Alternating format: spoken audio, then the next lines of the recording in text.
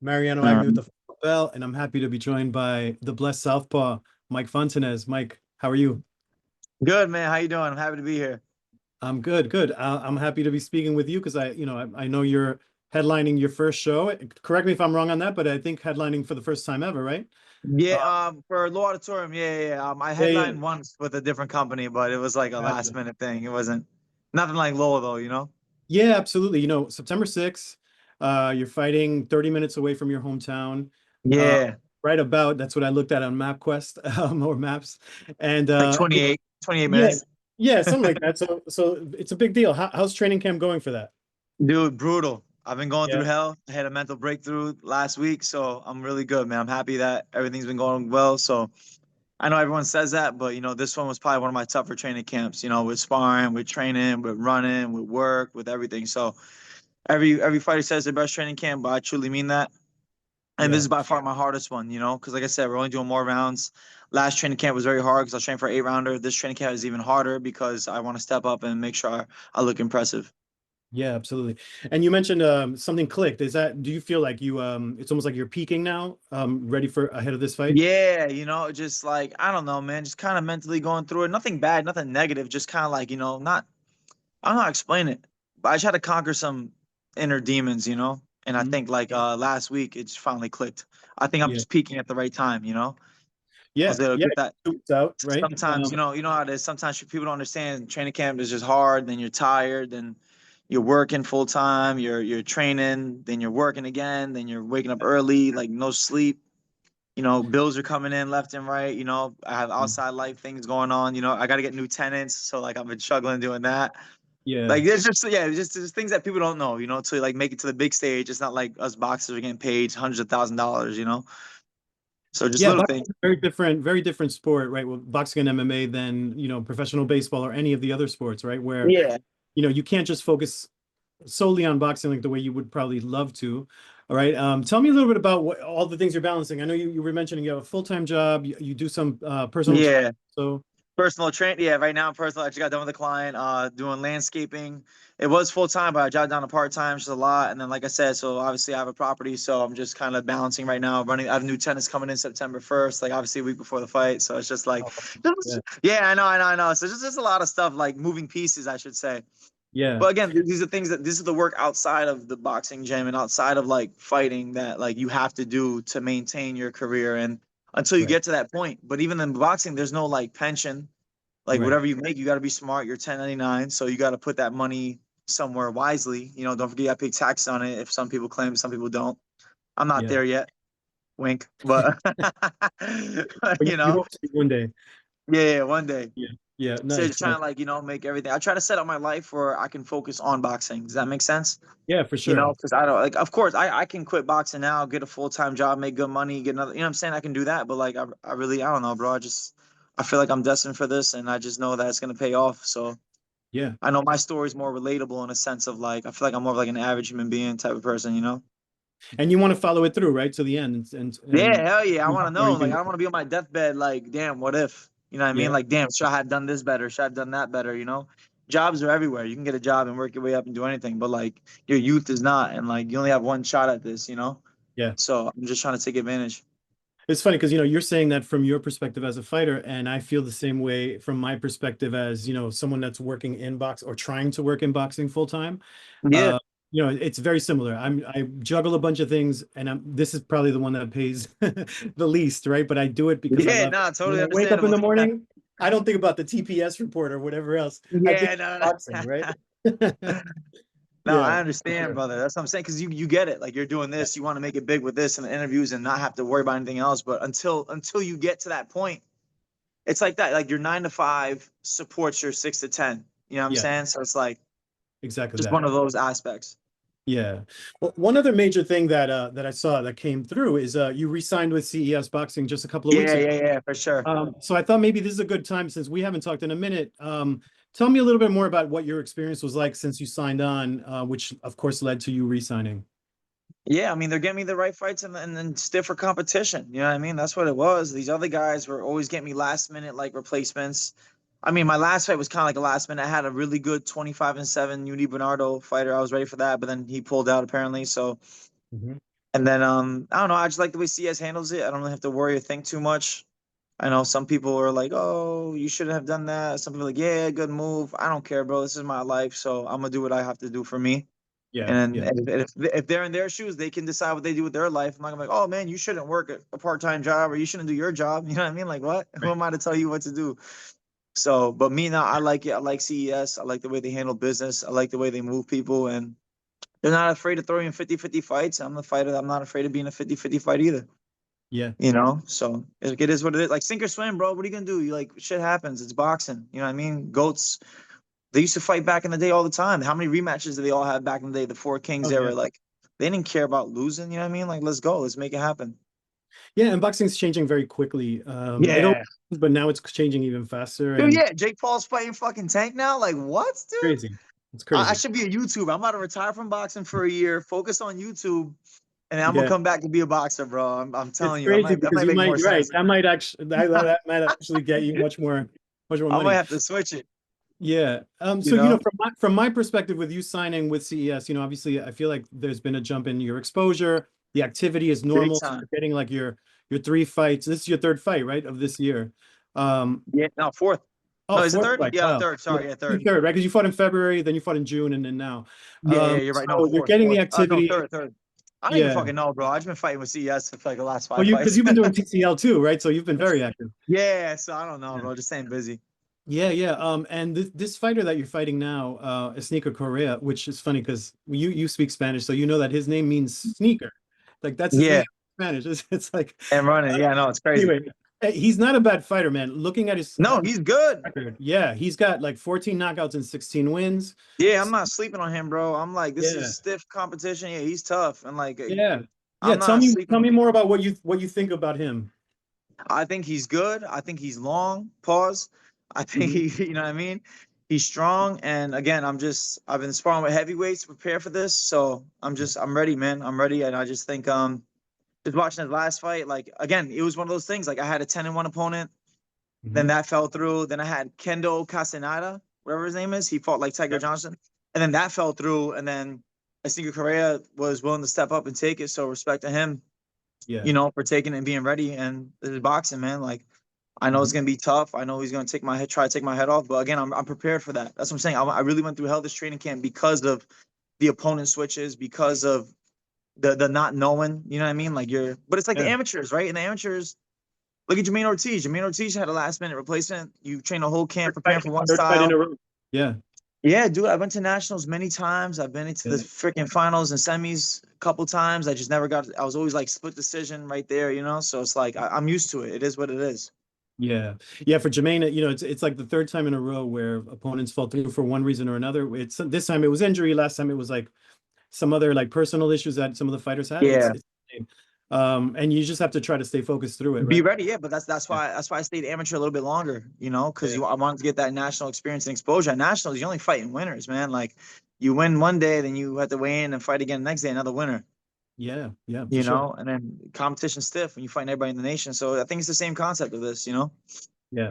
So we mentioned your opponent, Esneiker Correa. He's got 14 knockouts and 16 wins. But when you look a little bit more closely at that record, you know, he's beaten a guy in Russia who was undefeated, who was, you know, he was being brought there to lose. He knocked the guy Yeah, out. He's beaten some other undefeated guys, sometimes in his own home country. yeah. What is going to be the difference between you and him on fight night?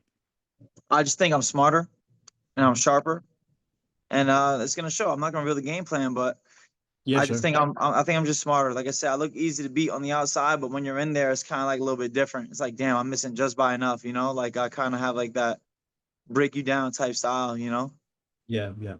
Yeah, he stopped like that Russian guy. That was at 140. I don't know how he made weight, bro. He's tall as shit. So how he made 140 Yeah, and right. 135 is crazy to me.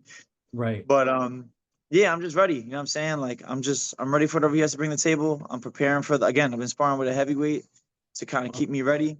And it Yeah. is what it is. Like I said, you can't hit what you can't see.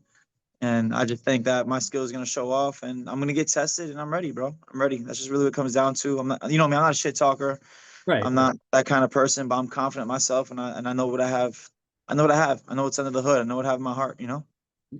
Did you get a chance since you guys were both on the same card, right? Like in June, and he fought Mhm. Francis. I know he buzzed him at a certain point. Did you get a chance to watch that live or no? That Yeah, fight? Yeah. Yeah. What were your Mhm. thoughts on him there? Yeah, I thought Hogan just let him work a little too much. But then once Hogan stepped it up, then what? Yeah. Yeah. Yeah. You know what I mean? Like once he stepped it up, then he got him out of there. Like I Yeah. just And if I remember correctly, he stopped into the body, right? He started going to the yeah. body. Yeah, exactly. Exactly. So that might be a He was preview. he threw a combination to the head that hurt him, and then he threw a combination to the body that got him out. Right, right. And now, out of the other fights that you've had with CES Boxing, one of the ones that stands out to me because it was probably bigger venue at the Mohegan Sun Arena, and against a more known opponent was Ray Oliveira Jr. Tell me a little bit about that fight. I don't know. It was good. I loved it. I had to go through adversity because I didn't get to warm up because it was on the zone. So like they told us we're starting at 9:30, and then I'm stepping in the ring around like 8:35. I'm like, oh shit. So I didn't. That was my fault. Always be ready, but like we didn't even prepare right. And the two fights before me were first round knockouts. So I'm like, oh, what the fuck? So like Yeah, that was good. I had to overcome adversity when it comes to like the warm up and like the mental aspect of it and getting through that. But I stayed patient. I had time, and it felt good, man. I just stayed behind my jab, and I was like, you know what?